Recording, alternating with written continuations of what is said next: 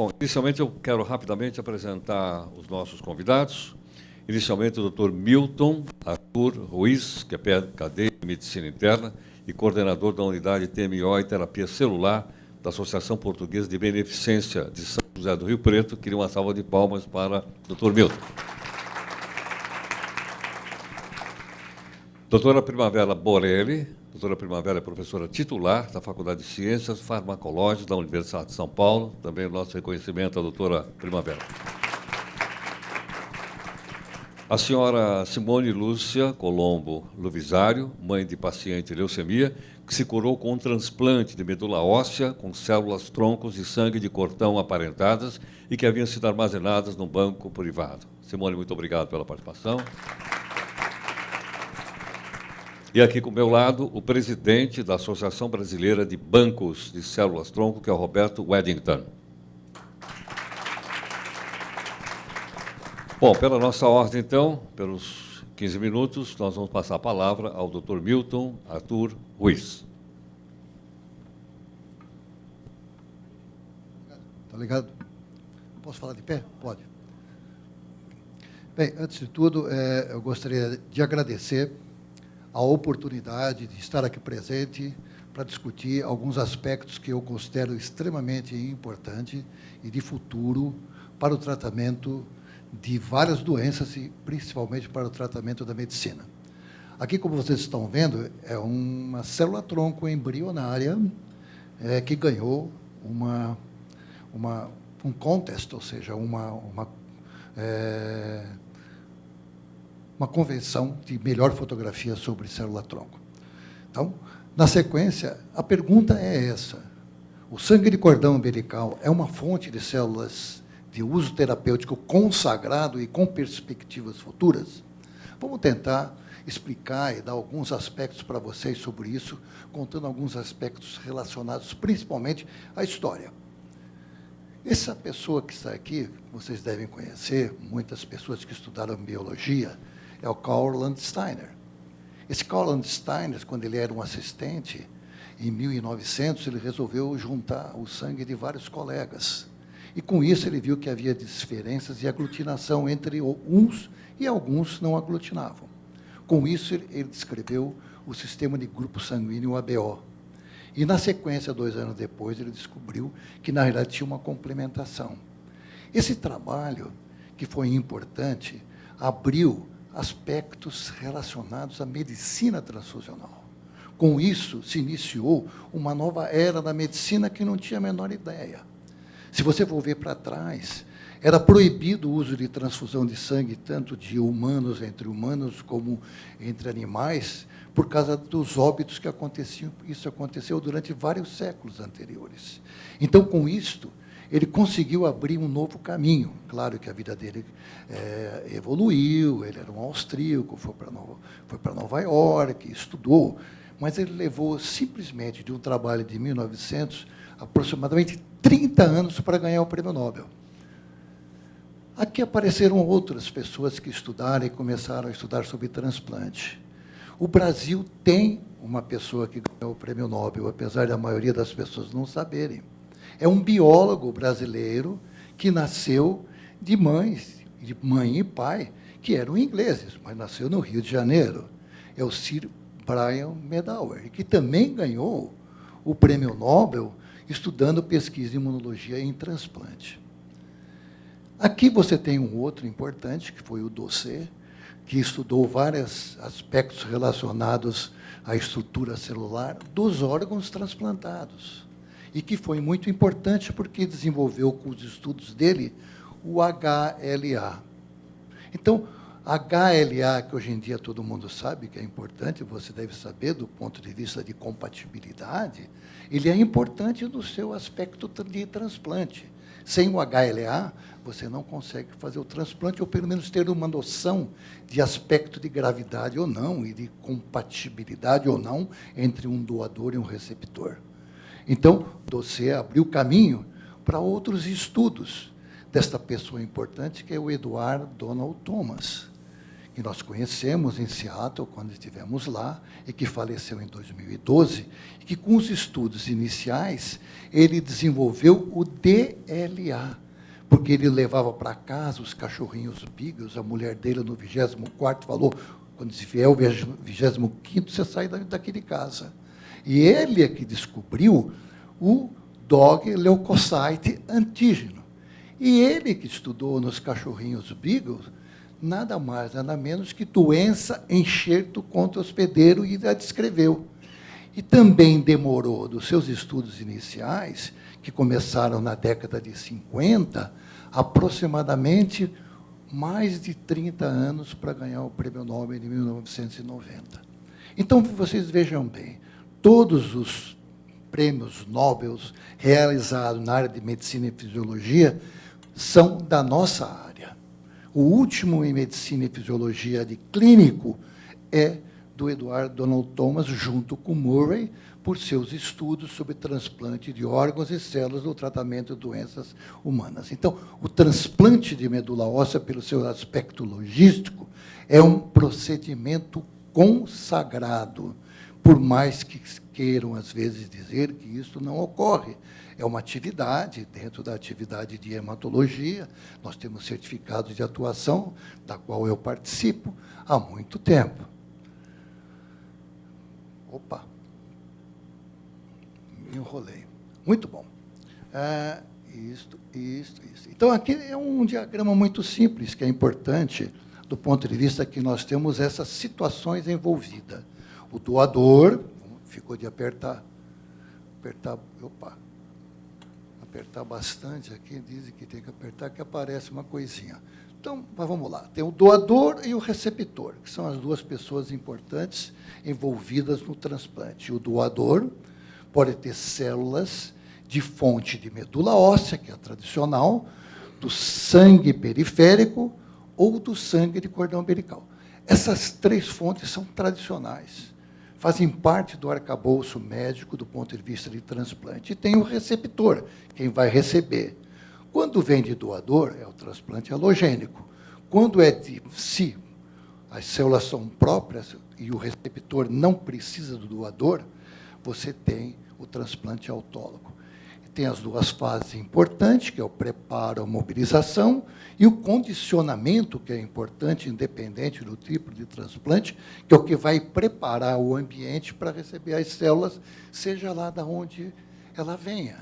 Então, isto é, na realidade, a evolução. Aqui o sangue de cordão umbilical, se você for na sequência, ele é um material genético extremamente importante. É um material genético próprio, é um material genético com pouca efetividade, pouco problema imunológico, no ponto de vista do receptor, na maioria das vezes, e, na realidade, é um material genético extremamente próprio, único. É como se fosse uma fada do dente. Por que se guarda o dentinho embaixo do travesseiro? Guarda-se para você ter uma coisa sua, do futuro. E o sangue de cordão umbilical tem a mesma função. E cada vez mais o sangue de cordão umbilical está servindo para ações em terapia celular. Isto eu já tenho escrito há muito tempo, caso vocês não saibam, eu sou um hemossauro há muito tempo. Fundei a Revista Brasileira de Hematologia, até 2014 eu era editor científico, hoje sou um executivo, um sênior, né? Mas, na realidade, sempre nós advogamos que a terapia celular seria a medicina do futuro. Esse é um artigo que nós escrevemos, evoluiu para o aspecto específico de um fascículo sobre terapia celular, na qual nós escrevíamos sobre isso. E por que isso está acontecendo? Por causa do envelhecimento da população, por causa que os tratamentos de várias doenças são paliativos. Se você pega doenças cardíacas, neurológicas, e o desenvolvimento de uma droga, às vezes, é mais de 3 bilhões de dólares, e você leva aproximadamente mais de 5 anos, às vezes 10 anos, para colocar um novo medicamento no mercado. E todos esses tratamentos, e essas pessoas que vão envelhecendo, vão tendo sequelas, que dão custos e problemas. E as alternativas, às vezes, para tratamento são de transplante de órgãos, que são extremamente complicados. E esses pacientes com baixa qualidade de vida, e os recursos estão cada vez mais sendo menores e difíceis de se obter. Um transplante cardíaco é uma luta de se obter um transplante. De fígado também, de rim também. Então, na realidade, são tratamentos complicados. E, por isso, a American Heart Association, já desde 2005, fala da perspectiva futura da terapia celular. Se você pega assim, rapidamente agora, antes que ela aqui fala, eu vou falando que, na realidade, se você pegar assim no PubMed, eu fiz rapidamente, sangue de cordão e doenças cardíacas. Como é que está a pesquisa? Você já acha 149 dados de pesquisa, e você vai vendo células tronco mesenquimais, cotransplantation, dá bons resultados no infarto agudo do miocárdio. Ao mesmo tempo que, do ponto de vista de injeção cardíaca de célula-tronco de cordão umbilical, dá resultados na isquemia miocárdica também, e é seguro no transplante em criança cardíaco o uso de célula-tronco, ao invés do transplante cardíaco. Se você pega outra doença, eu estou colocando cardíaco e neurológico, que são as doenças da idade, vamos dizer assim. Então, você encontra 582, isso peguei só agora nos últimos tempos, aqui antes preparando o slide para vir para cá, você encontra 582 referências no PubMed. E lá você vai ter que o sangue de cordão pode servir para tratamento de trauma raquimedular, que é uma situação muito importante, avanços com o sangue de cordão umbilical no desenvolvimento de células que eles chamam de IPS, células induzidas, que você tem chance de utilizá-las para vários tratamentos, para várias situações. E aspectos que o sangue de cordão, tipo de célula que retira-se, que são chamadas células mesenquimais, podem ter efeitos neuroprotetores. Então, com isso tudo, a gente pode evoluir em pesquisa. E vai procurando no Clinical Trial Gov, né, que nada mais é onde você deposita as suas publicações, os seus estudos que vai querer fazer, e você encontra estoque para tratamento de anemia falciforme. Por uma questão só de lembrança, minha tese de mestrado no século passado, em 1985, foi simplesmente em sangue de cordão umbilical, na qual eu colocava, depois evoluiu para o teste do pezinho, na qual eu falava que o diagnóstico de anemia falciforme poderia ser feito a custo barato, na época era R$3, você fazendo a pesquisa de hemoglobinopatia em sangue de cordão, que foi a minha tese. Então, já naquela época, a gente colocava, e hoje tem os testes para quem quiser com sangue de cordão. Você fica sabendo mais cedo as perspectivas e as doenças possíveis que podem acontecer. Então, vários trabalhos existem cada vez mais na literatura. Terminando, antes que ela fale assim, terminando, e no Brasil? Como está tudo isso? Quais são as pesquisas na área de terapia celular ou as pesquisas com sangue de cordão umbilical? No que se discute aqui no Brasil? Claro que eu não vou querer atrapalhar as perguntas que o Heródoto vai fazer. Porém, na realidade, o que existe, na visão de hematologia, do hematologista, que o sangue de cordão é uma coisa ultrapassada, porque o haploidêntico veio para ficar, que é um outro tipo de transplante, na qual você pode transplantar com possibilidade de utilizar o sangue da mãe para o filho. Mas e o material genético que se perdeu? Ele não serviria para nada? Será que a perspectiva futura vai ser diferente? Algum ou alguém de vocês gostaria de montar comigo uma escola de datilografia? A datilógrafo acabou, claro que o Rui de Castro escreveu antes do que eu tinha pensado. Eu falei, escreveu uma coisa que desapareceu. Tem que mudar o seu negócio. E a mesma coisa, o médico hematologista pensa e olha o banco de sangue de cordão como um modelo de negócio.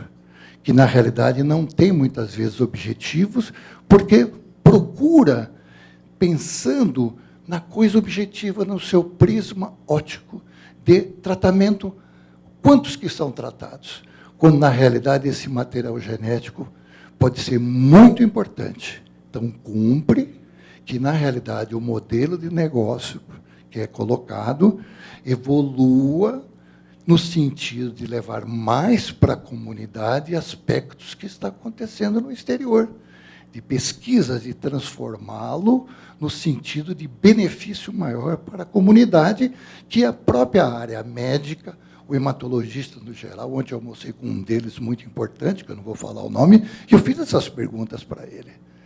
E eu, para ter essa possibilidade daquilo que eu penso, o que hoje aparentemente não tem importância, poderá vir a ter no passado. A gente tem que ter a mente aberta no sentido de as coisas estão evoluindo e existem perspectivas em todas as áreas para beneficiar os pacientes. Na realidade, esse é o principal objetivo. Não existe paciente privado nem público, existe paciente. Esse é o recado final que eu gostaria de dar. Muito obrigado, doutor Ruiz. Passo agora a palavra, então, para a doutora Primavera. Doutora, por favor. Obrigada. O bastão. Bom dia a todos. Eu também gostaria de agradecer bastante o convite para participar deste evento. Eu não o conhecia e já me surpreendi pela grandeza e pela dimensão que esse congresso tem.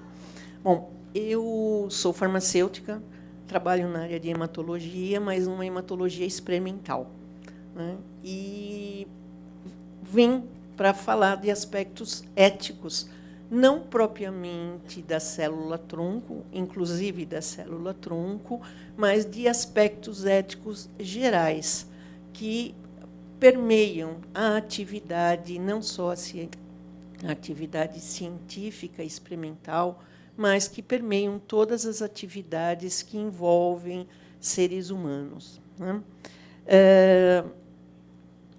Tem um aspecto da ética, que é a bioética, que ela está relacionada mais diretamente aos aspectos éticos que envolvem a biologia e, basicamente, os aspectos que envolvem a pesquisa envolvendo os seres humanos, né?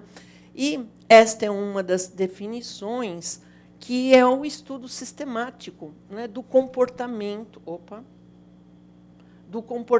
humano na área de ciências da vida, entendendo ciências da vida não só as ciências biológicas, mas também os aspectos das ciências na área das humanidades. Então, são todos os estudos que envolvem o ser humano. E hoje a gente expande um pouco a parte de bioética também para a área de experimental dos animais. E a área em animais tem códigos próprios, mas que também a gente observa muito em relação aos seres humanos, né? A ética da ciência, então, ela não deve fugir aos aspectos éticos gerais. Ela define critérios e princípios que o cientista, então, de novo, quer seja o cientista da área de humanas, da área biológica, ou da área das chamadas ciências duras, das áreas das exatas, precisa ter na sua conduta diária, né? Nos seus experimentos e na divulgação dos seus experimentos e das suas conclusões. Nós não podemos esquecer que, associado a esses critérios que regem a conduta científica, existe uma pessoa, um profissional, quer seja médico, farmacêutico, biólogo, biomédico, psicólogo, que é o profissional que tem a sua formação básica e que ele próprio tem um código de ética profissional. E, nesse código de ética profissional, são definidos os direitos daquela profissão inerentes a que esse profissional tem, como, por exemplo, se recusar a ter determinadas atitudes ou procedimentos se as condições ideais de trabalho não permitem, então ele pode se recusar, mas também os seus deveres. Então, quando nós estamos falando em ética na ciência, e aqui especificamente em ética na célula-tronco, nós temos que ter dois pontos de vista. O cientista, né, ou o profissional que está trabalhando com célula-tronco em seus diferentes aspectos, e o profissional. Então, esse indivíduo ele responde civil e criminalmente, dependendo do grau de infração que ele possa cometer em razão do seu trabalho na área em questão. Sempre se pergunta, né? Ética é igual à lei? A ética é um procedimento legal? Eu tentei simplificar aqui as principais diferenças, né? A lei ela é uma regra legal promulgada em diversas instâncias, município, estado, federal, e que rege determinados procedimentos. E ela independe se a gente vai concordar ou não com ela, né? Então, você é obrigado a cumprir essa lei. Tá? Eventualmente, você pode justificar por princípios morais, como, por exemplo, pessoas, na verdade, os homens que se recusam a ir a uma guerra, por exemplo. E aí você tem toda uma legislação. Mas, de um modo geral, você é obrigado a cumprir essa lei, né? Já a moral, no qual a ética se insere, ela se baseia em convicções próprias. E essas convicções próprias, elas estão relacionadas ou dependem de temporalidade. Em que época nós estamos falando? Em qual cultura nós estamos falando? Né? Então, a moral ela não é igual para todas as pessoas, se nós considerarmos países ou o Oriente ou o Ocidente. Dentro de uma determinada cultura, de uma determinada sociedade, a ética a moral, ela tem uma concordância maior, né? Mas em culturas diferentes, em tempos diferentes, ela pode variar. O que, às vezes, nos dá um certo constrangimento, né? Falar da relatividade da moral. A lei ela é restrita ao Estado em que ela é promulgada. Já a moral tem uma abrangência universal, mas considerando essa questão civilizatória, né, e de temporalidade. A moral, a princípio, transcende gerações, muito embora de um século para outro haja mudanças. Mais recentemente, no último século, questões morais foram rapidamente modificadas, né?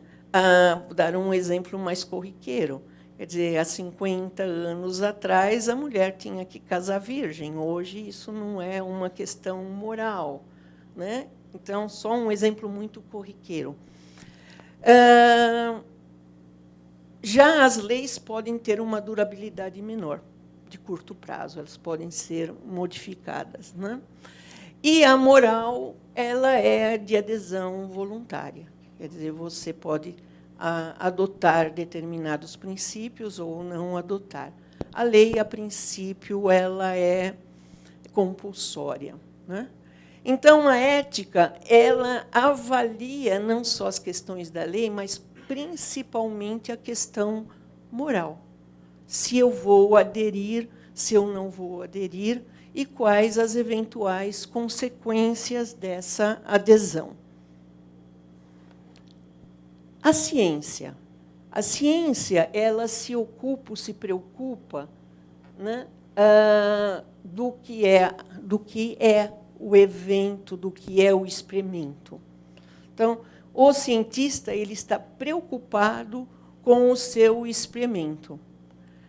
Muito embora hoje, né, quer dizer, não hoje, existem, então, os preceitos, a legislação que recomenda e que define critérios da experimentação, quer em seres humanos, quer em animais.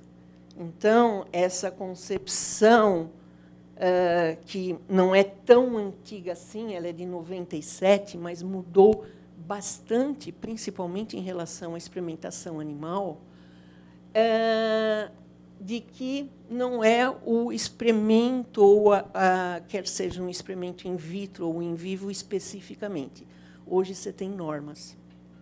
E a ética, ela se preocupa muito do ser aquilo. Quer dizer, esse experimento é válido, ele não é válido, o que eu posso resolver com ele. Tá? Ética da ciência. Quer dizer, o que você presume que um cientista, em qualquer das áreas, precisa ter, ou ser inerente a ele? Primeiro, ele precisa conhecer o tema. Então, eu preciso saber do que eu estou trabalhando, com o que eu estou trabalhando, quais são os conhecimentos recentes da literatura. Porque, se eu não souber do meu tema, do meu objeto de trabalho, a minha pergunta já vai estar aí com uma premissa errada. Então, eu preciso conhecer, né? E conhecer profundamente. Eu preciso ter rigor técnico. Não adianta eu saber, por exemplo, que célula-tronco é uma célula multipotente, se eu não tenho os conhecimentos técnicos de obtenção dessa célula, como ela é preservada, como ela pode ser manipulada, e que condições eu tenho que trabalhar, e condições reprodutíveis. Então, eu preciso ter o rigor técnico e as condições de infraestrutura para a preservação desse material. Eu não posso ter conflito de interesse. Quer dizer, eu não posso fazer o meu experimento priorizando ou dependendo do interesse, por exemplo, de uma multinacional que esteja interessado numa determinada função. Quando isso acontece, a norma é você declarar que você tem conflito de interesse.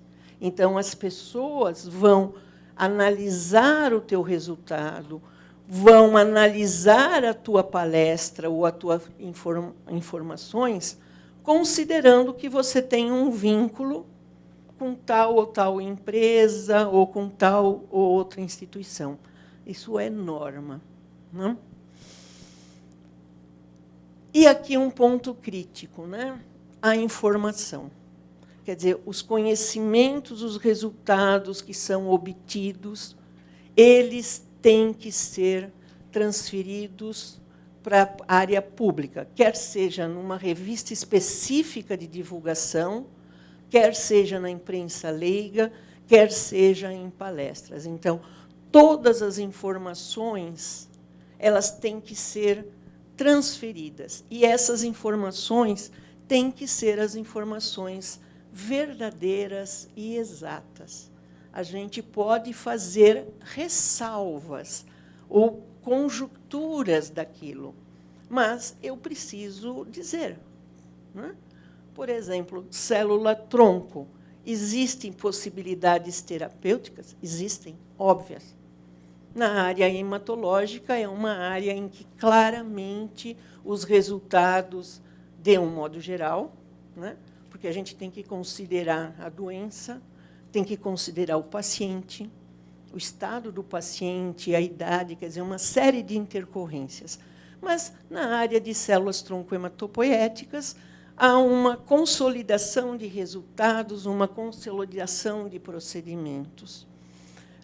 Mas, em outras doenças não hematológicas, a gente ainda está trabalhando. Existem resultados promissores? Resultados promissores. Poderão ser aplicados daqui a algum tempo? Poderão. Não dá para saber ainda em quanto tempo. Irá depender de cada trial, de cada processo que está sendo feito. Então, isso tem que ser colocado muito claramente para a população. Por que a gente tem que colocar?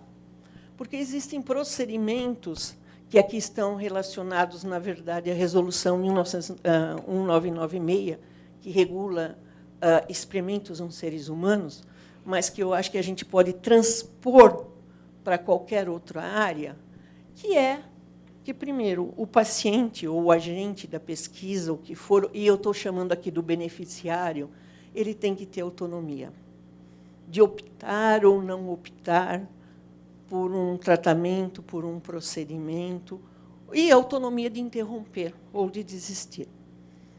A gente tem que pensar que os procedimentos, qualquer que sejam eles, são de beneficência, eles têm que trazer benefício para o indivíduo. E mais, eles não podem trazer maleficência. Então, já é uma premissa. Além de trazer efeitos benéficos, ele não pode trazer problemas outros. Tá? E tem que ser de justiça, tem que haver uma equidade nessas possibilidades. Dentro dessas questões, o que a gente tem que trazer enquanto cientista de qualquer área?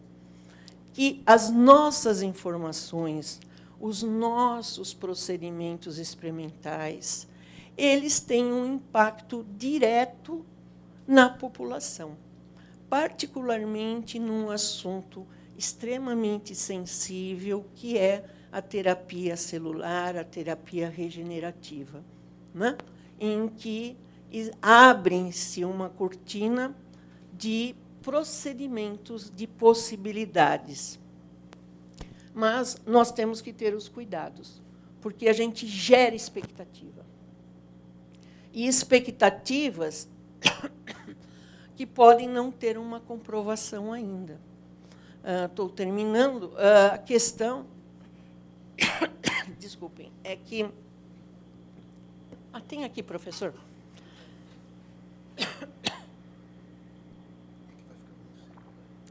Desculpem, eu dei aula a semana inteira, durante o dia e a noite, então a voz vai embora. O fato de nós termos resultados experimentais em animais, eles não significam necessariamente que vão ser transpostos para humanos. Né?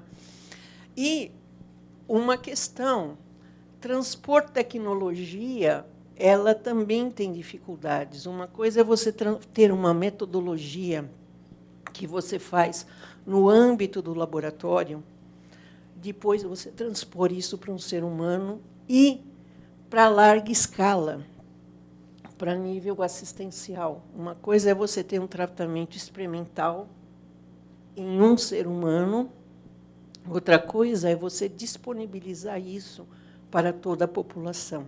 Né? Então, o cientista, qualquer que seja ele precisa tomar esses cuidados. A gente está tratando com seres humanos, com expectativas e com doenças graves. Então, há necessidade de cuidados. E só para encerrar, quando a gente fala em célula-tronco, as pessoas são muito gerais, né? Quais são as células-tronco? É célula-tronco hemopoética, que é uma das mais conhecidas. Qual é a sua origem? É célula muscular? É adiposo? Existem variações. Os resultados não são os mesmos. Elas podem ser usadas em qualquer doença? Não, ainda. Ainda não. Existem trabalhos, centenas deles. Alguns bastante promissores. Cardíaco, neurológico, mas ainda são experimentais. Alguns já estão em fases clínicas adiantadas, fase 2, fase 3. Mas precisa ter bom senso. Não? Eu não sou pessimista nem otimista, eu sou realista. Precisa ter cuidado nas expectativas que a gente gera. Por quê? Porque o procedimento experimental do tratamento, e particularmente em células-tronco, ele ainda existe uma imprevisibilidade.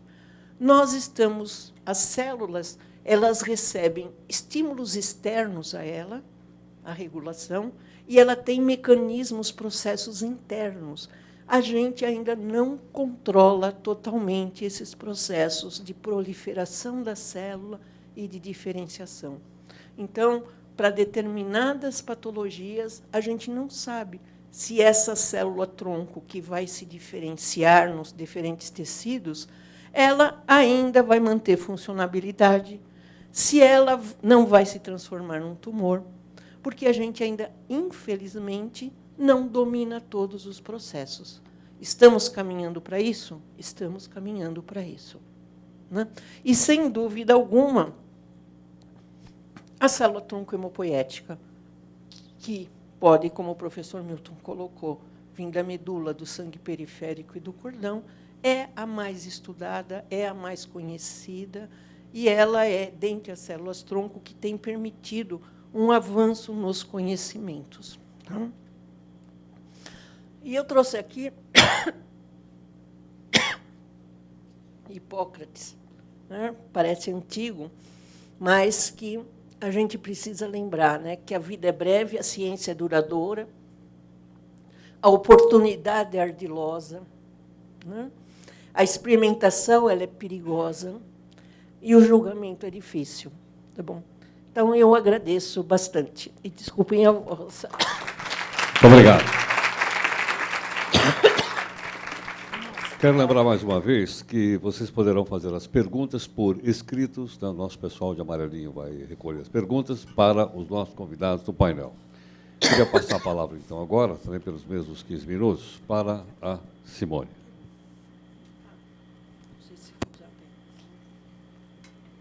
Bom dia a todos. Acho que eu vou falar daqui mesmo, que eu não tenho apresentação.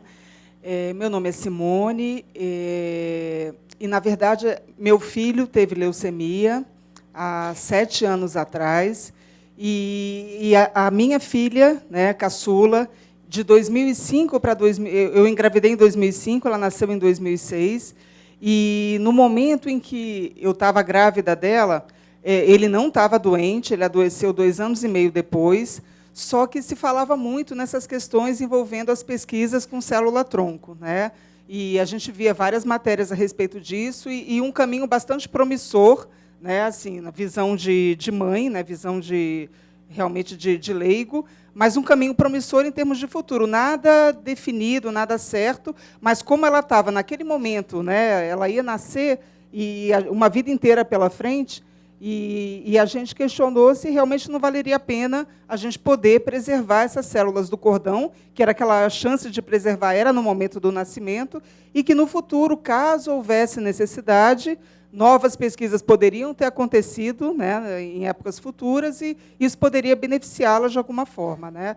Então, foi uma decisão que eu ouvia falar, eu pegava os folhetos, né, na sala de consulta, e levei a discussão para a família, falei com meu marido, ele também se mostrou interessado, e a minha irmã, médica ginecologista no Rio, e o meu pai também, agora já falecido, mas na época também, ponderando, e todos acharam importante, né, se a gente tinha possibilidade de guardar, valia a pena realmente que a gente fizesse a conservação das células.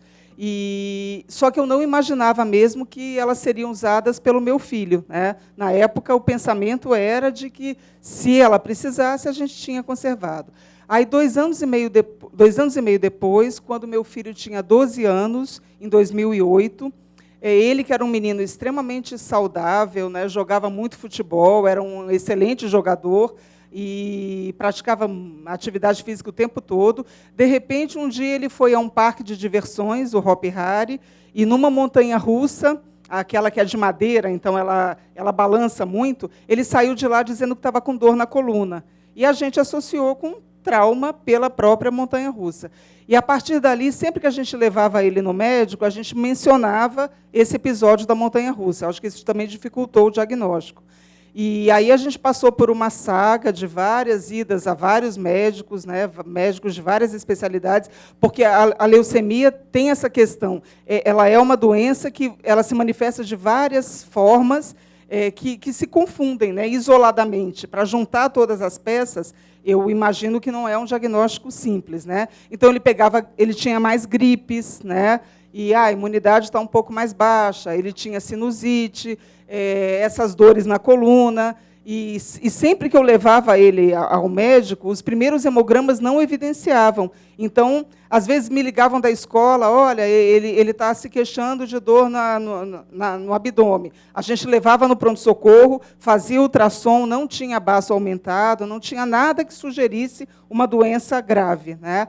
Até que, em uma dessas repetições de hemograma, em outubro, começou em julho, em outubro é que o diagnóstico foi feito, aí os blastos foram para a corrente sanguínea, só que aí, nessa etapa, ele já estava com 80% de blastos, aí foi tudo muito rápido, né? O diagnóstico, 2 dias depois, ele já estava fazendo quimioterapia, e no início, as notícias todas eram desfavoráveis, né? O pediatra falou que podia ser linfóide ou mieloide, que a linfóide responderia mais facilmente à quimioterapia. Era a leucemia mieloide aguda. Aí fez o mielograma, era um subtipo que a médica já falou desde o primeiro dia que seria refratário à quimioterapia, que era o M5A, e que ele precisaria de transplante. Então, desde o momento da primeira internação, já foi falado para a gente sobre transplante de medula, né?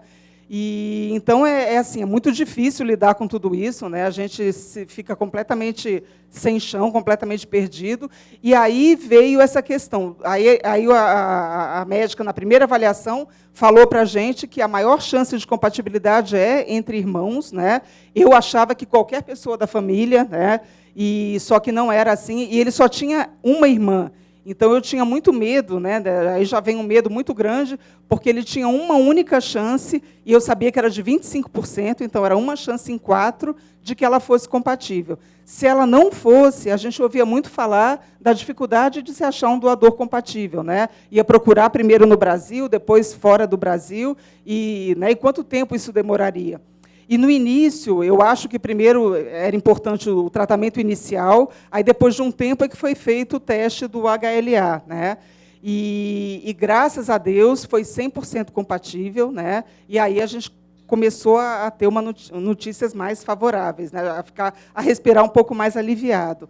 E aí a gente mencionou para o médico que tinha guardado o cordão umbilical dela, né? E se isso poderia ajudar no tratamento dele. O médico falou que sim, né? Já começou toda a movimentação porque tem toda a parte burocrática da Anvisa, de a gente aprovar o uso do cordão dela para ele, e tudo correu muito bem, né? Os testes que o banco de cordão precisa fazer, né? Para poder de controle de qualidade mesmo, e tudo fluindo bem, né? Isso já me deixava mais tranquila, porque ele recebeu, na verdade, uma doação mista. Ele recebeu o cordão e recebeu a medula dela também, né? Mas, por exemplo, primeiro, ela não precisou doar 2 vezes, que, por ela ter 2 anos e meio, a celularidade dele, que ele precisaria, seria muito maior do que a dela. Então, ela teria que fazer 2 doações. E, no meio de todo esse estresse, né, ela não via mais os pais, a gente ficava no hospital com ele, então era muito difícil qualquer procedimento invasivo nela. Fazer os exames, né, pré-doação, centro cirúrgico, até para colocar para medir a saturação de oxigênio, a enfermeira tinha muita dificuldade. Então, ela fez uma doação só, e ele recebeu o cordão umbilical dela, e eu acho até que o fato de ter recebido essas 2 formas diferentes, né, também contribuiu para o sucesso do tratamento, né? E aí começou durante o tratamento foi bastante difícil, ele fez o primeiro ciclo de quimioterapia, o resultado não foi o que o médico esperava, não teve uma resposta de chegar próximo de níveis muito baixos, ainda reduziu, mas ainda permaneceu com nível ainda elevado. Aí, no segundo ciclo, também não chegou em níveis tão baixos, a gente começou a ficar bastante preocupado. Aí ele fez o 3º ciclo de quimioterapia, e nesse ciclo, na verdade, assim, próximo do último ciclo de quimioterapia, as células ainda subiram, né? Isso foi perto do Natal, perto do final do ano, a gente entrou em desespero mesmo, porque o resultado não era o que a gente esperava. Tinha o cordão, tinha, né, a medula, mas a gente não tinha ainda conseguido a remissão que precisava para poder fazer o transplante. Aí os médicos falaram de uma outra droga, que, se eu não me engano, Milotarg, que ele poderia receber e que poderia também ter um efeito positivo. E aí, depois dessa medicação, realmente, no mielograma, os níveis, eu acho que o somatório das químios com isso, a gente conseguiu, né, os médicos ficaram bastante surpresos até com o resultado, e aí conseguiu a remissão para fazer o transplante, né? Nesse momento é uma corrida muito grande, porque a gente não queria sair desse estado de remissão que ele estava para poder fazer o transplante. Então, eu acho que nisso também o fato de ter guardado o cordão me dava muita tranquilidade, né? Porque a gente tinha medo, primeiro, que ela, por ser muito pequenininha, ela podia pegar uma doença infecciosa, essas doenças da infância, e que pudesse trazer alguma complicação para ele na hora do transplante. Eu tinha muito, tanto que eu tirei ela da escola, deixei ela reclusa durante todo esse período para que não tivesse nenhum risco. Mas, mesmo assim, quando ele se internou para o transplante, fez a radioterapia e zerou a medula, né, destruiu a medula, ele está sem imunidade nenhuma, né? Então, aquele período até a pega da medula, o medo é muito grande, né? Então, o fato da gente saber que, assim, eu tenho ela, mas eu também tenho o cordão, né? Isso dava uma tranquilidade maior, porque o cordão estava pronto para ser usado.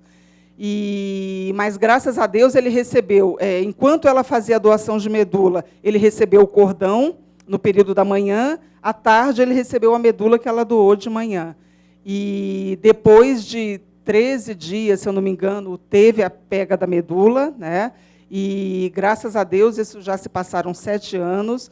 No primeiro ano, ele teve um pouco daquela reação do GVHD, e, né, que também eu acho que foi importante para o processo de controle da doença. E passou o período de 5 anos, hoje ele está ótimo, está fazendo medicina, começou agora, faz um mês, e realmente, assim, eu acho que a gente entrou né, depois do 5º ano, a gente entra numa outra fase, né? Mas, né, nessa visão da questão do cordão umbilical, para a gente, claro que a gente vivenciou, né, essa situação real, né? Mas eu acho que é uma decisão que a família pode tomar, né? E se isso tranquiliza a família em relação a um cuidado futuro que você pode oferecer dentro de tantas pesquisas, de tanta coisa que hoje em dia, né, está apontando como favorável para esse caminho, né? Eu acho que a gente tem aí 2 coisas que caminham em paralelo, né? Tem os bancos públicos, que investimentos estão sendo feitos para que mais amostras sejam guardadas, que é importante para aumentar a chance de encontrar um compatível quando a pessoa não tem um doador na família, né? É importante que isso continue crescendo, muito embora ainda poucos cordões hoje consigam ser captados, ainda tem muitos cordões que são jogados fora, até pela infraestrutura, que não é uma coisa simples, né? Então, eu acho que assim, a família que quer fazer essa opção, né, que avalia que no momento da gravidez a mãe se prepara em tantas coisas, se existe a possibilidade, né, de ter esse cuidado, eu acho que ele pode ser, né, importante no futuro. A gente guarda sem querer, obviamente, que ele seja utilizado, né? Agora, quando ele é necessário, ele encurta, né, ele, na verdade, assim, você sabe que você já tem o cordão disponível, né? Isso dá uma tranquilidade muito grande num período em que, assim, as incertezas são gigantescas, né? Então, essa é a nossa Obrigado, história. Simone. Perguntas por escrito para os nossos painelistas poderão ser feitas se vocês julgarem que devem fazer. Vou passar a palavra agora para o Roberto.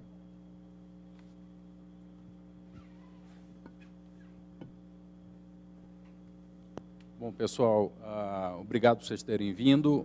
Só fazendo uma breve introdução, o que eu vou falar é sobre armazenamento de célula-tronco.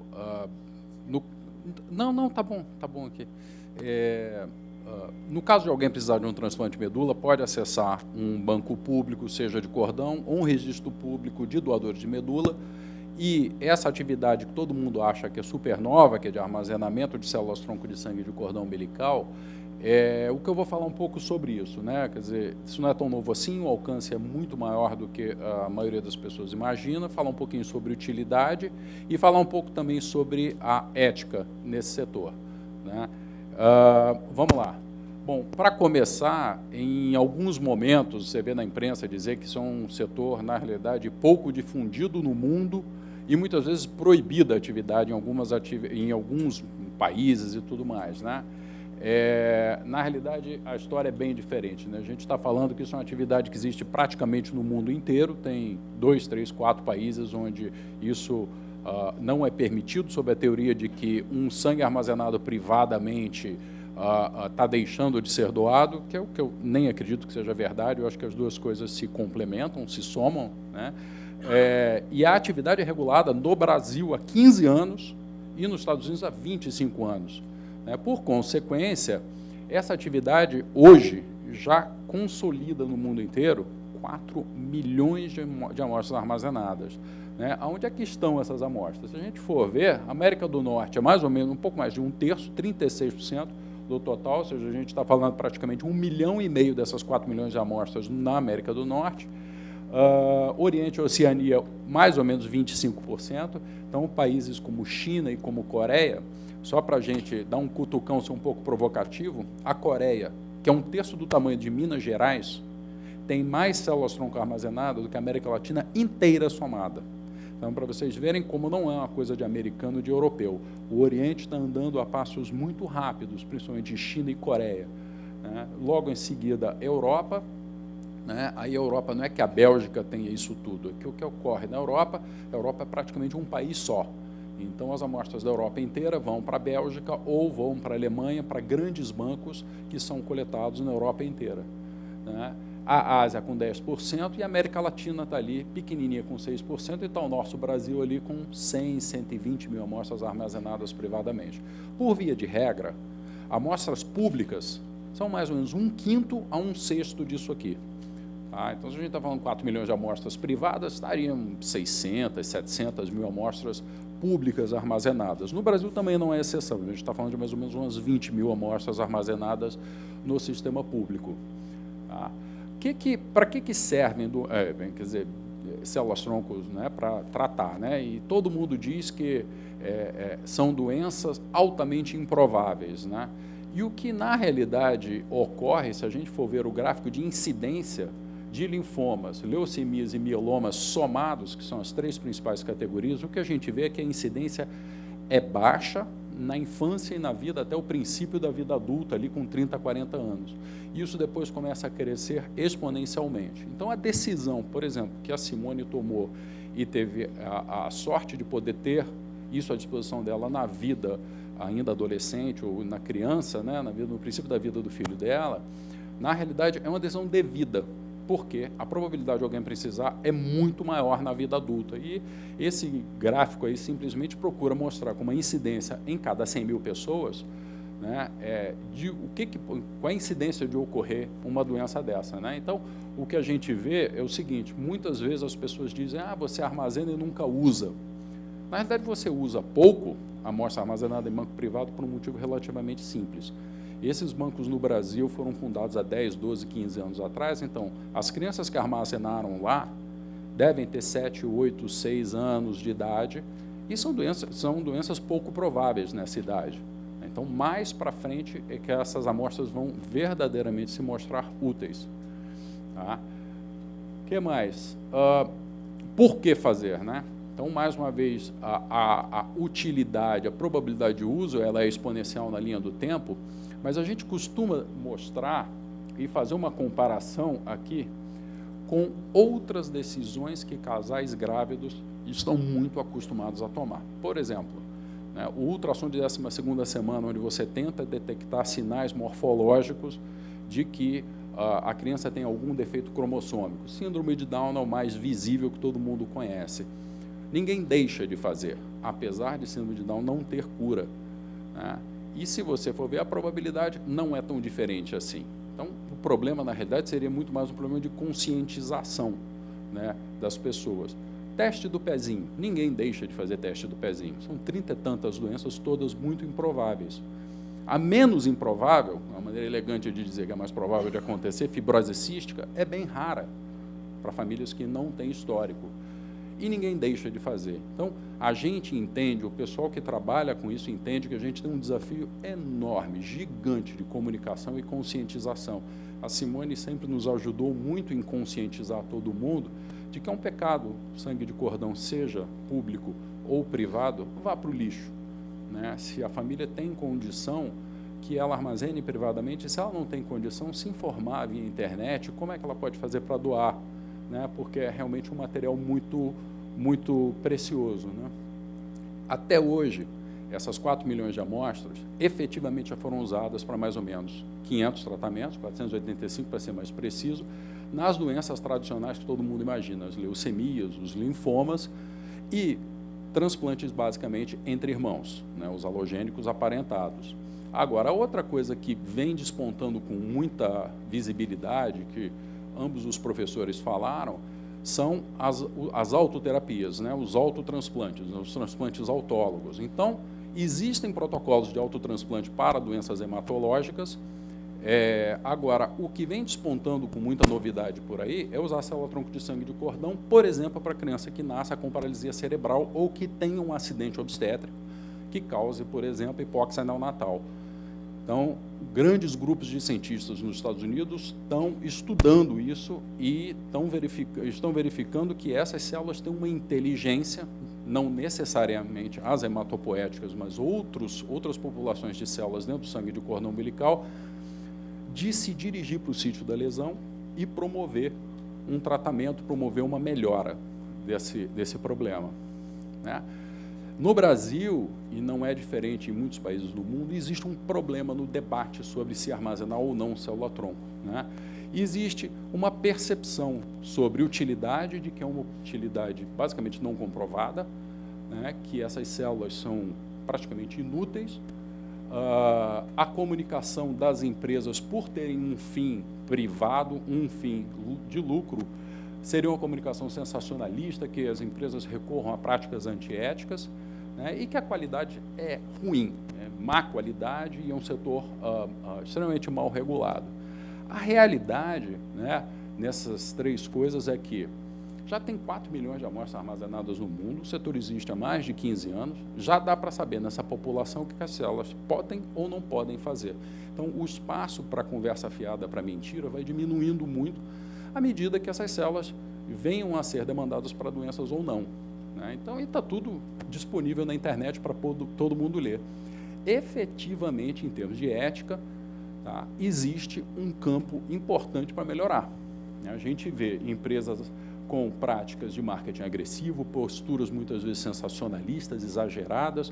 Tanto o professor Milton, a professora Primavera, a professora Lígia, vem nos ajudando muito em tentar disciplinar, tentar colocar e submeter a comunicação das empresas aos códigos de ética dos conselhos de medicina, para que se comunique direito, né? A gente brinca, a gente não está vendendo consórcio de Corsinha usado, de Fusquinha, a gente está vendendo uma coisa que pode salvar a vida, né? E em termos de qualidade, só uma informação para o pessoal que está aqui, 60% das amostras armazenadas em bancos privados no Brasil tem qualidade equivalente a uma amostra armazenada em Nova York, por exemplo, né? As acreditações internacionais vêm ganhando penetração no Brasil e hoje mais ou menos 60% das amostras armazenadas em bancos privados no Brasil têm certificações específicas, como, por exemplo, a ABB. Lamentavelmente, a Anvisa no Brasil, gente séria, costuma falar o que eu vou falar. Eu adoraria que a Anvisa tivesse 5, 10 vezes, 20 vezes mais equipe, mais gente, e fiscalizasse mais e não menos. E, infelizmente, a Anvisa é pouco aparelhada, as visas municipais e estaduais são pouco aparelhadas e fiscalizam pouco. As empresas que cumprem adorariam ser fiscalizadas mais, para, inclusive, pegar, eventualmente, as que não cumprem, né? E lá no meio está, a família está grávida no meio desse troca de chumbo, né? E a gente também costuma dizer, né, o hospital dirigido por gente que não vale nada é tão ruim quanto uma empresa de célula-tronco dirigida por gente que não vale nada, né? Então, eu vou andar um pouquinho rápido, já tomei um puxão de orelha aqui de 5 minutos.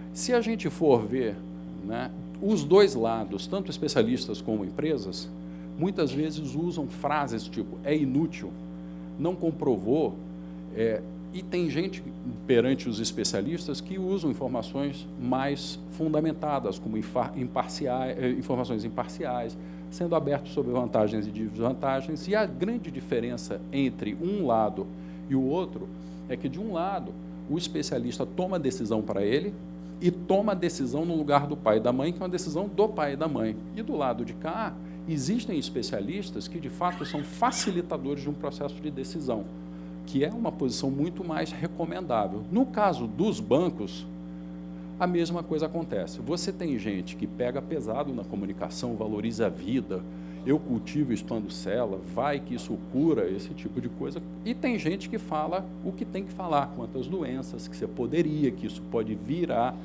que a gente não quer estabelecer um juízo de valor. E mesma semelhança, né? Do lado de cá, a turma se arvora de uma posição de Deus, de preconizar a cura, e do lado de cá, a turma procura ser um facilitador de uma possibilidade terapêutica. Em termos de ética, eu acho que os 3 pontos que precisam ser tomados, e fundamental é comunicação. Não só não dá para dizer bobagem, como o que disser tem que ter fundamentação científica, tem que ter referência bibliográfica. Então, se falou que trata, se falou que faz, tem que ter uma referência bibliográfica, a pessoa isentamente vai lá e pesquisa na internet para ver se é verdade ou não. Não dá para ficar de malabarismos dizendo que cura diabetes, pode vir a curar diabetes, pode fazer isso, pode fazer aquilo, tem que ser claro, tem que ser conciso, né? Tem que liberar dados, tem que ser aberto sobre os dados, o que tem dentro dos bancos, e tem que se submeter às acreditadoras internacionais, não só a Anvisa. Muito bem. Por que a gente, na associação, sempre tentou pedir ajuda da comunidade acadêmica? A gente acredita que a autorregulação é ainda mais poderoso do que a Anvisa. Então, além da Anvisa, o setor procurar se autorregular. Muito bem, já fechando a apresentação, quanto custa esse serviço? Então, eu procurei fazer uma conta, né? Você paga uma taxa de coleta e processamento, uma taxa anual de armazenamento, eu peguei 70 anos disso, e como o dinheiro custa muito no Brasil, né? Taxa Selic 14%, trouxe tudo a dinheiro de hoje, a valor de hoje. Então, um serviço desse, por 70 anos, deve estar valendo uns 9, 10 mil reais. É quanto custa por 70 anos, tá? Qual a probabilidade de uso disso? 1 para 200, 0,46. Aí a questão, eu poderia aqui dizer para vocês, isso é muito ou é pouco. Eu não vou dizer nem uma coisa nem outra. Só não é a nossa decisão. A nossa obrigação é informar e botar a referência bibliográfica lá embaixo e deixar que as pessoas julguem, porque essa é uma decisão individual de cada família, não é nossa decisão. O nosso papel é informar e facilitar para que cada família tome a decisão que eles acharem melhor para eles, sem juízo de valor. Quer doar? Ótimo. Quer guardar? Ótimo. Eu morro de pena se nenhuma coisa nem outra acontecer, mas é uma decisão pessoal de cada família. Por último, o que a gente sempre procurou defender no setor, né? Vamos parar de conversa fiada e vamos nos ater aos fatos, né? O setor já está aí há tempo suficiente, tratou gente para burro, tem um potencial danado pela frente. Você brigar contra o setor não é brigar contra o professor Milton, professora Primavera, é brigar com a comunidade científica mundial, né? Acho que o setor precisa melhorar em termos de profissionalismo, né? Acho que o setor precisa melhorar em termos de transparência, né? Agora, é uma obra em curso, né, o setor. E a última mensagem que eu queria dar para a audiência é o seguinte: para quem não sabe, se uma mãe estiver grávida e tiver um filho em tratamento de uma doença hematológica com indicação de transplante, procurem qualquer das empresas. Criopraxis está aqui na audiência, Cor de Vida, que é a empresa que a gente trabalha, né? As empresas fazem esse serviço gratuitamente. No passado, a gente fazia isso para famílias de baixa renda. A gente expandiu isso e faz isso para famílias em geral, né? Então, se alguém tiver, uma criança em tratamento e estiver grávida, procure uma das nossas empresas que a gente faz. Claro que se o bebê for nascer em Ponta Porã, não sei aonde, ou sei lá, em Ji-Paraná, em Rondônia, a coisa é muito mais complicada, mas a gente faz e coleta em qualquer maternidade, em qualquer horário. Meia-noite de um domingo chuvoso em Vila Nova Cachoeirinha, a gente vai lá coletar e não cobra nada por isso. Por que fazer isso, né? É óbvio que isso é um ganha-ganha, né? Não só a gente aporta para a sociedade um valor absurdo, um custo muito baixo, para a gente, inclusive, e o setor consegue provar para a sociedade da maneira mais contundente que vale a pena, que funciona, né? Tá? Essa era a mensagem. Deixa eu ver como é que eu fui. Passei do tempo? Um minutinho? Não? Terminei antes do tempo. Pessoal, obrigado. Vamos abrir para perguntas agora. Obrigado, Roberto. Bom, as perguntas, então, poderão ser feitas por escrito. Vocês, por favor, encaminhem para o nosso pessoal que está aí para recolher as perguntas. E só para esquentar o debate aqui, eu vou puxar, obviamente, a sardinha para o meu lado. Como eu não entendo nada, sou absolutamente leigo, sou apenas um jornalista leigo em vários assuntos, inclusive nesse. Quero dizer o seguinte, primeira pergunta. Roberto falou de comunicação sensacionalista. Isso pegou no meu fígado. Era para pegar mesmo. A doutora Primavera falou assim, divulgação apressada pela imprensa de curas. Doutora Primavera, quais são, então, essas fontes pelas quais os jornalistas, né, os veículos de comunicação, de maneira geral, têm a responsabilidade de divulgar do setor científico para o público em geral?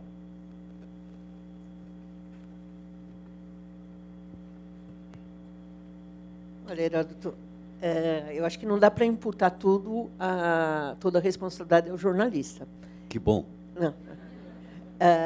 Eu acho que, primeiro, quem informa, quer seja o cientista, o médico, ele tem a obrigação de passar para a imprensa, por órgãos de divulgação ou para o seu site, as possibilidades, o que existe de concreto, e deixar muito claro o que é possibilidade futura. E essa possibilidade futura, ele tem que deixar num horizonte muito claro. Olha, pode ser semanas, podem ser meses ou podem ser décadas. Então, eu acho que a primeira questão é quem detém a informação ou quem vai dar a informação precisa ser muito claro. Muito claro. Agora, cabe à imprensa realmente cobrar isso. Eu acho que deixar o jornalista ou quem for, pedir claramente qual é a definição de expectativa. E aí a gente espera que a imprensa, que não seja sensacionalista, coloque esses prazos. Se você me permite, não vou fazer propaganda, mas acho que o professor Milton também tem essa experiência, não sei, mas toda vez que sai num programa dominical à noite, que foi descoberta a cura ou um novo problema, você recebe dezenas de telefonemas no laboratório perguntando qual é a possibilidade. Então, isso que é aquilo que eu comentei, né? Dá uma expectativa e muitas vezes uma falsa expectativa para a pessoa que está numa situação desesperadora, muitas vezes, e uma frustração, né?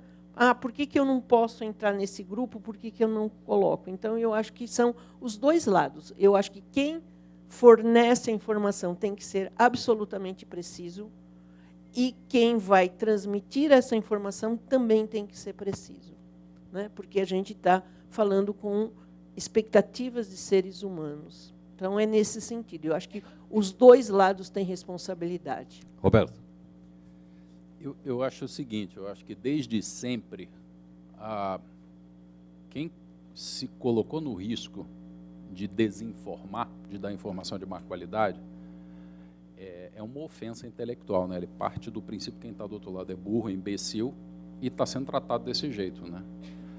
E isso é um erro crasso, porque na comunicação, na boa comunicação, você tem que partir do princípio que a audiência é inteligente, e é.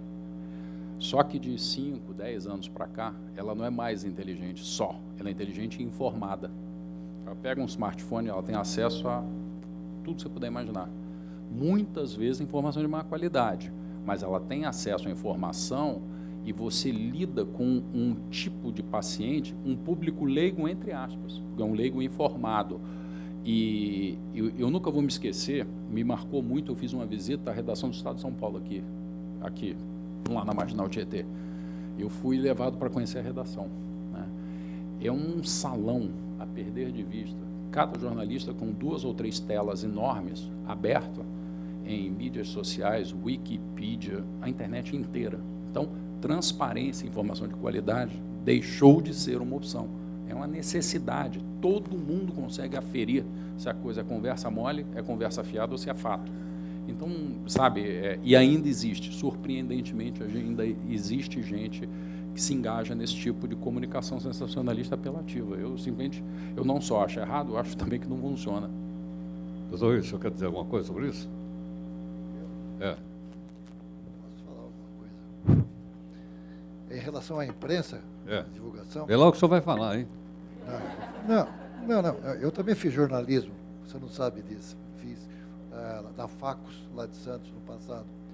Tá, eu acho que, na realidade, a imprensa, que é o quarto poder, segundo algumas pessoas, em alguns países aí até dá golpe, enfim, a imprensa tem uma grande responsabilidade. O grande problema, na realidade, quando você coloca como cura, e inclusive ontem na própria GNT a gente observou a Cristiane Pelágio falando sobre alguns aspectos do transplante, é que o aspecto é carregado de muita emoção. E, na realidade, as coisas são avaliadas na forma de paixão, sobre muitas vezes porque todo mundo procura a cura. Isso é uma coisa extremamente natural. E, às vezes, as coisas são tratadas sempre do lado de cura, quando, na realidade, o aspecto cura, sobre muitas vezes, é muito difícil de se avaliar, quando, na realidade, você deve, às vezes, pensar no que está acontecendo com a gente todo dia. Nós estamos sobrevivendo, nós estamos vivendo mais um dia. Quando eu tratava, muito mais, e trato os pacientes com leucemia, eu sempre falo, você está ganhando mais um dia. Nós temos que viver cada dia na sobrevivência. Nós aqui estamos sobrevivendo. E, na realidade, às vezes acontecem os exageros que está sendo colocado. As coisas têm que ser bem pontuadas. Cada vez mais o pessoal na área de imprensa tem que analisar com determinado cuidado quando fala que existe cura. Porque muitas vezes a cura não existe. Existe sobrevivência. Na realidade, nós todos estamos aqui nesta vida sobrevivendo. Então, eu acho que a imprensa deve evoluir também, deve progredir no sentido de não colocar os aspectos só na emoção e nos aspectos de paixão, no sentido da coisa definitiva, porque isso é muito difícil de acontecer na vida. Nós estamos aqui sobrevivendo. Simone, quer falar alguma coisa sobre isso? Eu acho assim, na visão da gente que toma essa decisão, né, eu até não fui movida, eu acho que por uma coisa assim, é certo, eu vou guardar porque eu sei que no futuro, né, vai se usar para coisa X ou Y.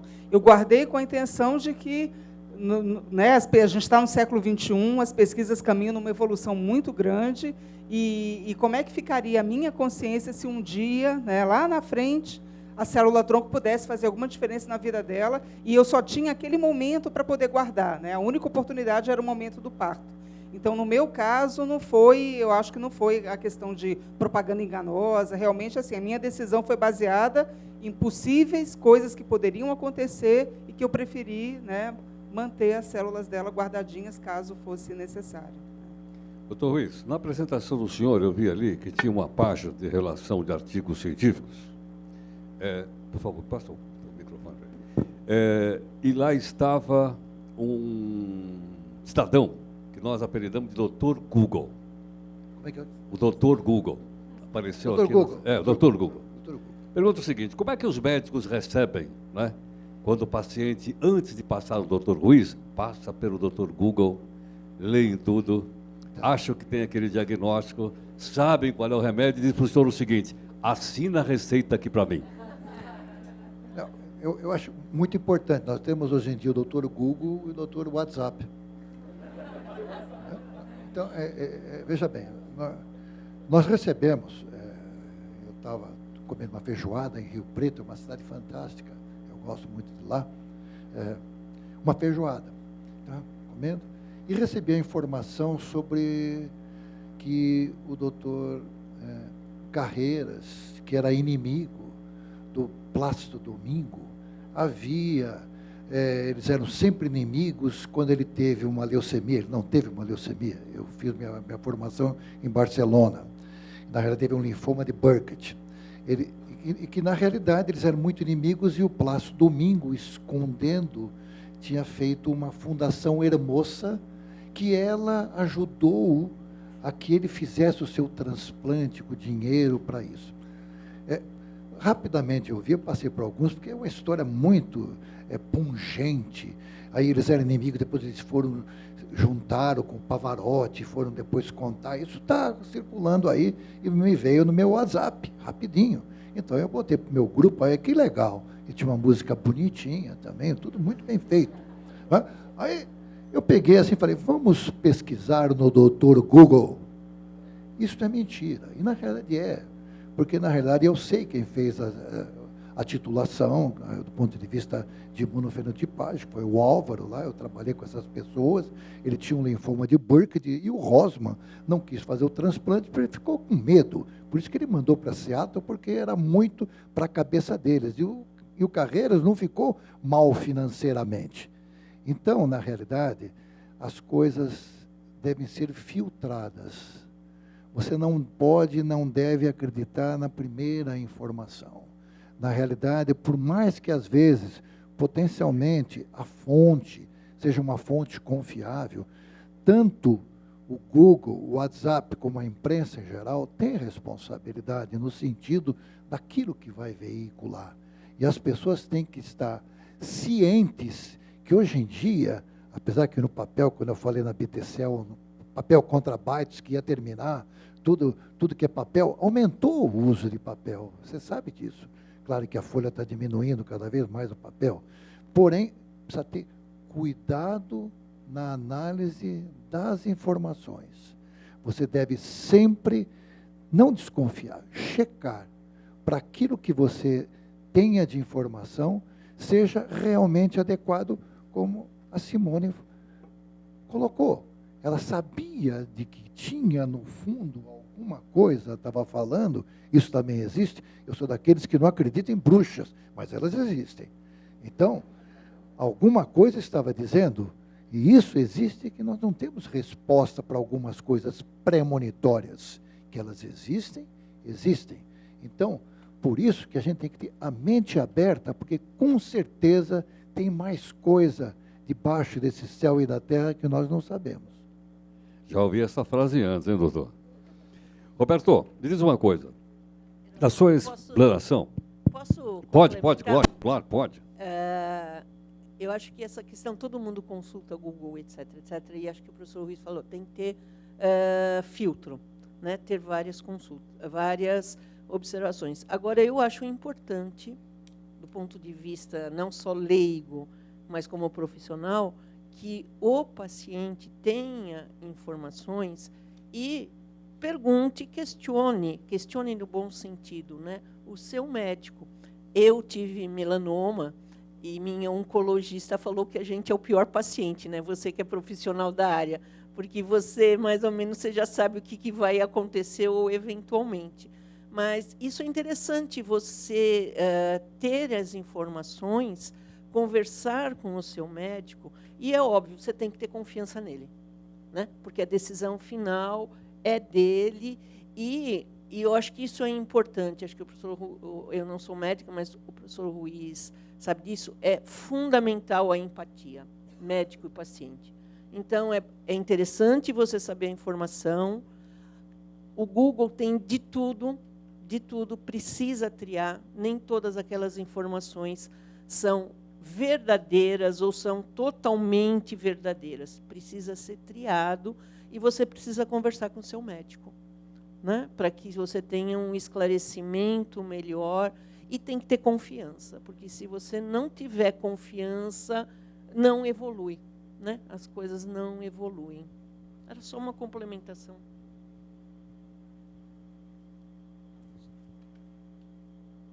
Roberto, pelo que eu entendi da sua explanação, há empresas éticas e há aquelas não mútil. Como é que nós vamos separar o joio do trigo? Ou seja, como é que a gente vai identificar aquelas empresas que são éticas e aquelas que não são e que atuam nessa área da célula-tronco? Eu tenho 3 filhas. Para mim, a coisa mais importante que eu procuro ensinar para elas, além de ética, é senso crítico. Se eu vejo num serviço de saúde um ator da Globo vendendo um serviço, dizendo que porque ele é um ator da Globo, ele pode avalizar alguma coisa, isso não pode cheirar bem, né? Isso é senso crítico, é o básico do básico. À disposição da população em geral tem uma série de ferramentas que a gente pode usar. Uma delas se você googar ética na comunicação médica, vai te jogar inexoravelmente para o Conselho Federal de Medicina, ou para o CREMESP, ou para algum conselho, e que lá você vai ver que é banido você poder dizer que você é o melhor, o mais eficiente, o mais gostoso, o mais charmoso, o mais isso, o mais aquilo, que nunca, sempre cura. Tudo que é definitivo e taxativo é banido, e lá está dito claramente o que pode e o que não pode ser dito, né? E comparar com o que está vendo. Por via de regra, qualquer um que se posicione de uma maneira autocongratulatória, apelativa, sensacionalista, é questão muito mais de bom senso. Resumindo para você, eu acho que é bom senso e senso crítico, e, na dúvida, conselhos de medicina, conselhos de ética. A nossa associação tem um código de ética montado, está na internet para todo mundo ler, mas eu acho que passa em primeiro lugar por senso crítico e bom senso. Olha, da plateia eu tenho a seguinte pergunta.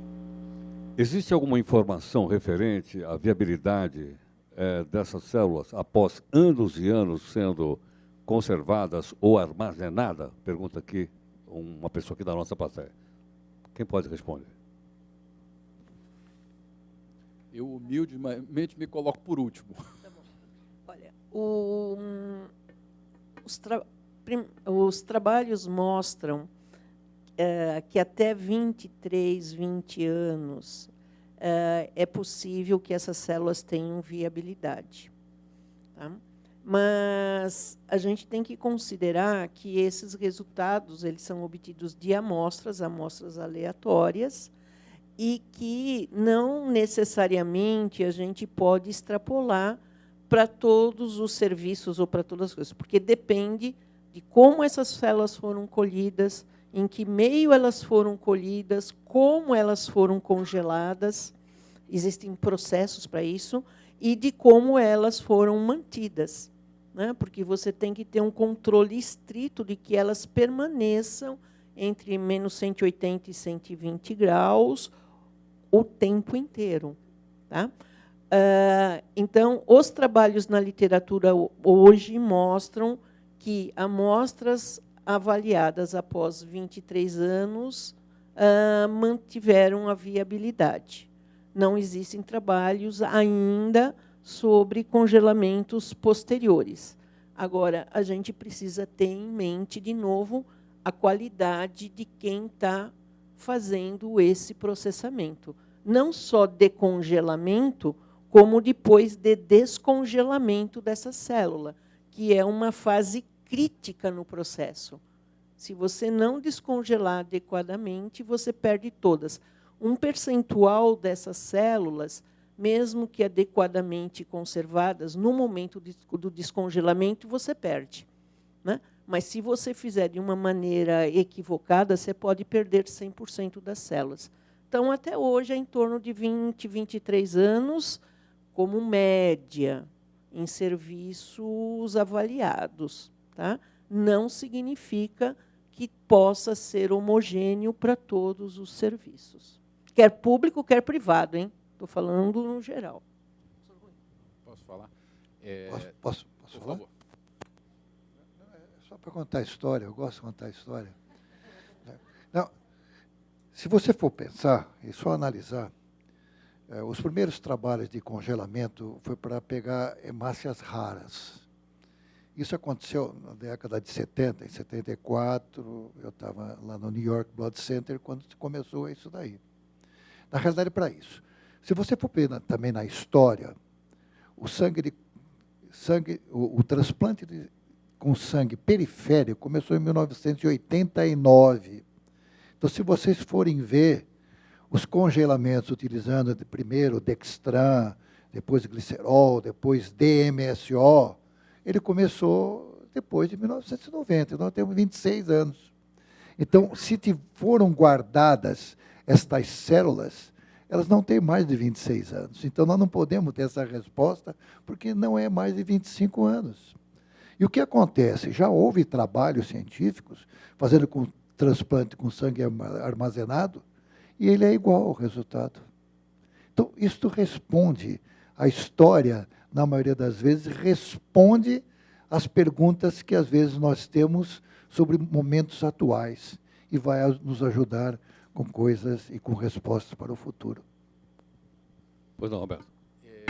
Eu ia dizer exatamente isso. Com todo o rigor científico da professora Primavera, só se pode fazer uma afirmação em medicina e ciência se isso está publicado. E está publicado um paper do Broxmeier relatando os 23 anos que ela menciona. Ora, 23 anos é mais ou menos o tempo que isso é feito. Não poderia, exatamente como o professor Milton falou, haver relato nenhum diferente disso. As condições que essas amostras estavam há 10, a 15, a 18 e há 23 anos atrás são mais ou menos as mesmas. Que é possível que elas daqui a 30, 35, 40 anos estarão viáveis? Veremos. Veremos. Torçamos que sim. As condições são certamente, procuramos que sejam as mesmas. Mas também, o que a gente recomenda? Vocês já pararam para pensar que num banco de sangue de cordão pode ter nascido 2 Márcias no mesmo dia? E que se a bolsa não tiver identificada direito, é um enrosco saber que Márcia que é? Não é só a população saber se o procedimento de identificação de amostra é adequado. Tem certificação internacional ou não tem? A gerente do nosso laboratório literalmente tem o pescoço cortado fora pela acreditadora se isso estiver errado. Será que esse banco vai falir? Essa célula tem que estar lá daqui a 40, 50 anos. Vocês conhecem muitas empresas que vocês contratam um serviço, celular, TV a cabo, que fique aí em pé bonitinha 40, 50, 60 anos? Não é trivial para uma empresa ficar de pé 40, 50, 70 anos. Quem é esse grupo de pessoas que está ali dirigindo essa empresa? Isso é aventureiro ou é gente séria? Pega o nome do cidadão que é o dono, google lá, para ver a história pregressa dele, para ver por onde ele andou, para tentar aferir a ética, a qualidade dessas pessoas. Então, estar viável, tem que primeiro a empresa estar de pé, tem que estar identificada direito. Tem uma série de coisas que estão em volta de uma amostra que pode vir a ajudar uma pessoa. Olha, da plateia também, mais uma pergunta. O cordão de uma criança foi doado, passado alguns anos, essa criança desenvolveu leucemia. Primeira parte. Segunda parte. É possível usar esse cordão para a mesma criança? Terceira parte. Não existe, aspas, material genético no cordão que possa desenvolver novamente a mesma doença nessa criança? É o transplante autólogo. Na realidade, vai depender exclusivamente da doença. Você tem determinadas situações, leucemia mieloide aguda. O filho dela, me parece, teve uma leucemia mielomonocítica, e que, na realidade, é uma leucemia de alto grau vamos dizer assim, de malignidade, para ficar mais fácil. Porém, o transplante autólogo também cura pacientes. Eu vou dizer para vocês, nós temos um paciente que hoje já está com 10 anos também tratado, ele fez o transplante autólogo, mas ele antes tinha recebido que tinha encontrado um sangue para fazer o transplante em Curitiba, e ele optou por fazer transplante autólogo. ele está vivo até hoje. Então, o transplante autólogo, por opção dele, teve muitas complicações, mas ele conseguiu sobreviver e hoje é o economista de uma empresa na frente do hospital e a gente vê ele todo dia. Então, eu tenho certeza que é ele. Então, o transplante funciona se você guardar, utilizar, sem dúvida nenhuma. O único aspecto vai ser em relação a número de células, dependendo da idade que ele vai ter. Poderá ser feita a preocupação que houve lá, a complementação de medula, por causa que se achou que o número de células talvez fosse insuficiente. Mas, às vezes, não é insuficiente. Às vezes, você pode usar mais de um sangue de cordão para complementar. E, na realidade, o transplante de sangue de cordão umbilical, ele é totalmente diferente dos outros tipos de transplante. De medula é diferente de sangue periférico, ele é diferente de sangue de cordão umbilical quando vem de doador. Você tem estratégias de tratar de forma diferente. Você já sabe qual que dá mais doença enxerto contra o hospedeiro. Sangue periférico dá mais, medula dá menos, sangue de cordão umbilical dá menos, porém a pega é mais tardia. Então, hoje em dia, nós temos condição de poder analisar melhor essa situação. Então, depende também da doença que potencialmente vai aparecer. Eu acho que, de novo, né, depende da doença. Agora, eu acho que com o avanço da tecnologia e da identificação da célula-tronco, talvez a gente consiga tratar um maior número de casos em que, eventualmente, não se recomendassem hoje o autólogo. Porque, assim, se entende que as leucemias são uma doença da célula-tronco. Mas quando a gente fala de célula-tronco, a gente está falando, na verdade, de vários estágios da célula.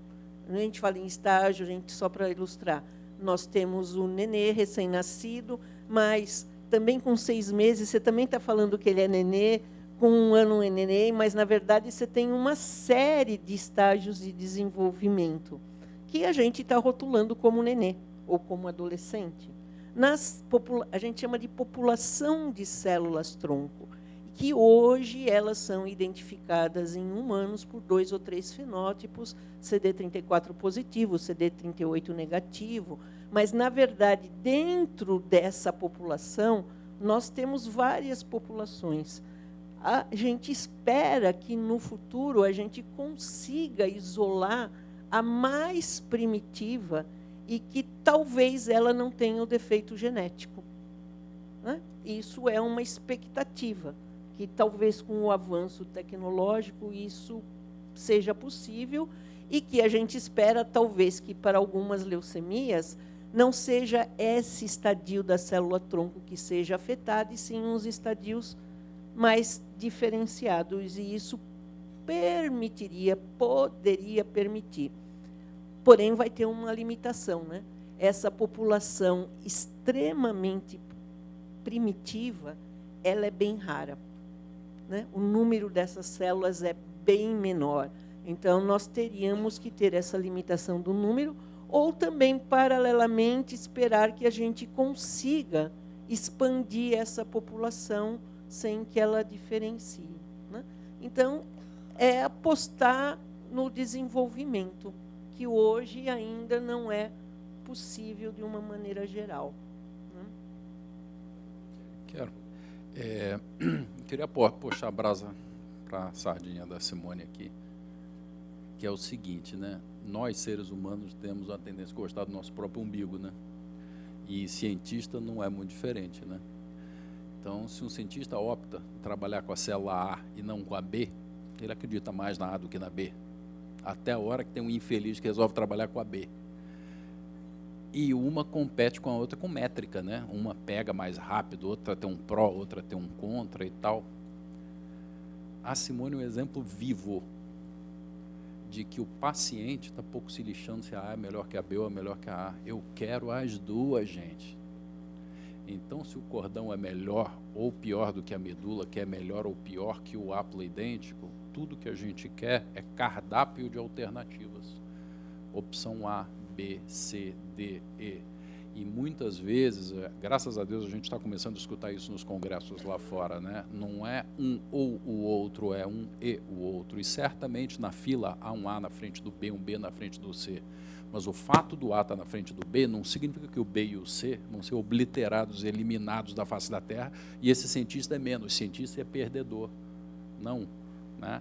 E eu acho que isso, muitas vezes, a comunidade científica pensa um pouquinho no seu umbigo, né? E o paciente grita lá e diz, eu quero muitas alternativas terapêuticas, né?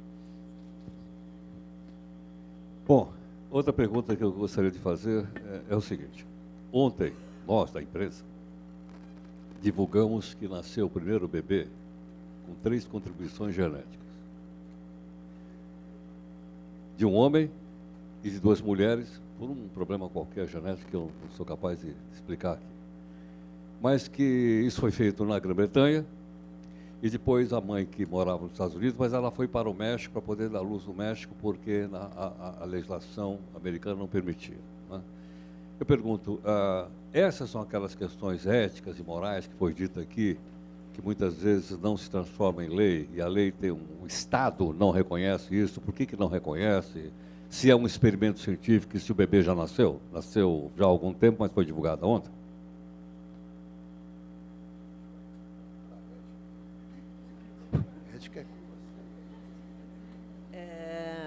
Bom, ele ainda é um experimento científico com seres humanos, né? Ele ainda não é um protocolo aceito pela comunidade médica como um procedimento que está inserido dentro do habitual.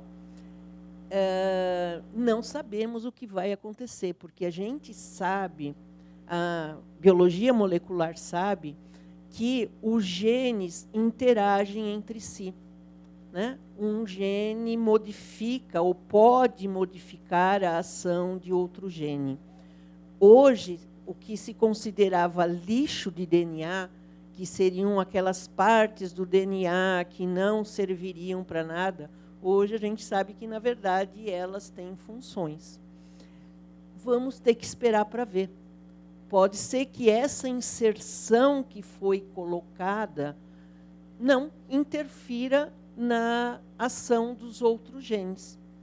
Esperemos que não, e isso vai ser um avanço incrível, né? Essa metodologia de CRISPR de você inserir e deletar genes.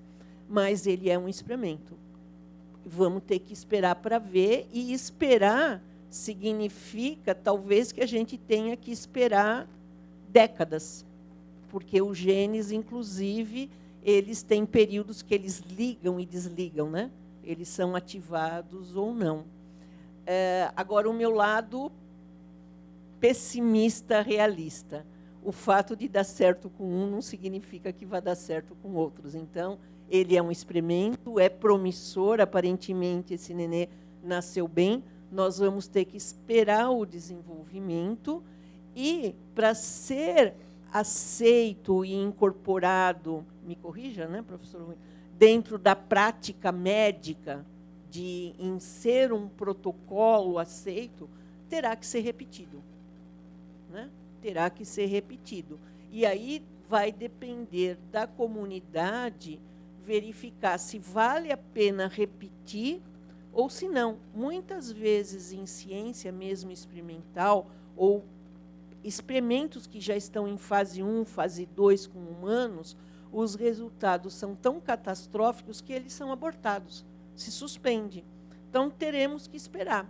É promissor, é interessante, mas vamos ter que olhar com cuidado isso. É realmente uma notícia auspiciosa, né? Gerou um ser humano que sobreviveu intraútero, que nasceu e que está aparentemente saudável.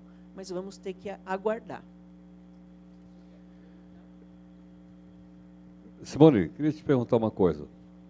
Em relação ao tratamento com sucesso, né, do seu filho, onde esse tratamento foi realizado? Foi no hospital público ou foi no hospital privado? Não, foi num hospital privado. A equipe dele, o oncopediatra, foi o Dr. Vicente Odoni. a equipe de transplante, o Dr. Nelson Ramichelac, a doutora Juliana Foloni, foi num hospital privado, né, com uma área já específica de transplante, e realmente assim, a confiança que eu tinha na equipe médica também foi muito grande, né? E a gente sabe que são coisas todas que se unem favorecendo o sucesso do tratamento, né? Quanto você gastou? Posso fazer essa pergunta? Pode, claro. Quanto você gastou para manter, então, congelada as células-troncos da sua filha, que depois foi transportada no seu filho? Eu posso não estar certa dos valores, né? E, na época, a gente guardou na Criopraxis, foi o banco que a gente fez a conservação, e, se eu não me engano, foi em torno de R$ 3.500 a adesão, e depois a taxa anual, que eu acho que era de R$ 700. Não me lembro ao certo. Como depois ele utilizou as células, aí a gente não pagava mais, não paga mais a manutenção anual, né? Mas, se eu não me engano, os valores foram esses. Agora, uma pergunta para todos. Tudo o que nós ouvimos aqui está restrito aos hospitais privados e à ciência particular e ao atendimento particular? Ou nós estamos falando do sistema privado e do sistema público? Em suma, se eu chegar no sistema público, será que eu vou ter também essa mesma possibilidade, não é, de lançar a mão desses experimentos maravilhosos que vocês estão contando aqui? Não é? Haja visto que a maior parte da população, 150 milhões de pessoas, dependem do sistema público. Posso falar bem de alguém pelas Você pode costas? falar à vontade. Vou falar bem de alguém pelas costas. Se uma criança pobre vem do Amapá com uma leucemia gravíssima e vai para o Itaci, na USP, vai ser tratado pelo mesmo médico e a mesma equipe que tratou o filho da Simone no Einstein, né? O professor Vicente Odoni é quem pilota a unidade de doença oncohematológica infantil no Hospital da Criança, no Itaci, na Faculdade de Medicina da USP. Uma pessoa maravilhosa, e é uma equipe que faz dupla entre o serviço público e o serviço privado. E os equipamentos e a infra da unidade de transplante de medula do Itaci à disposição da população é coisa de primeiro mundo. Eu já estive lá, para você ter uma ideia, os quartos de isolamento têm vista para um jardim, para uma parede verde de plantas totalmente humanizado e à disposição da população. O serviço de armazenamento de células tem uma limitação que, no caso de São Paulo, você tem que ter o bebê nas maternidades credenciadas. No caso aqui de São Paulo seria o Einstein ou o Amparo Maternal, que é onde o Círio faz coleta para o banco dele. Tá? E tem o serviço privado. Se houver indicação objetiva, é de graça, como eu já disse. Se alguma família precisar, pode procurar tanto a Criopraxis como a Cor de Vida ou a maioria das outras empresas, porque a gente faz isso de graça.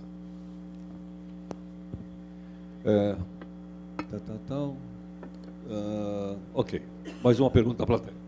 Se houver, eu coloquei um condicionante aqui, se houver um erro processual no material pela empresa, acho que a empresa acho que mantém material genético, até onde a justiça pode ir contra ou a favor, ou ao lado da empresa ou ao paciente? Se houver um erro processual do material que está estocado, está depositado na empresa. É mais fácil dizer o que já ocorre ou já ocorreu. São 110 mil amostras, já ocorreu. É bem raro de acontecer. Existem duas reparações previstas em lei.